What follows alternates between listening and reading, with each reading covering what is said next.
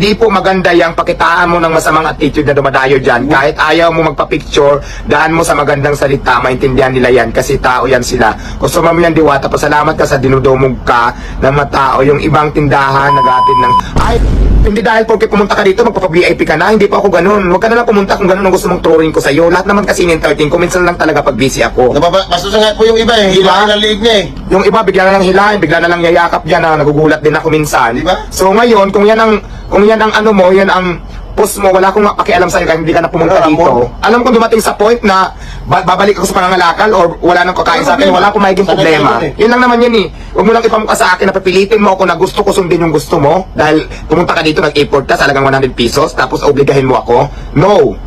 Ngayon, yung sasabihin mong hindi mo ikayayaman ng 100 piso nila ay gonggong kang, hinayupak kang, hindot ka.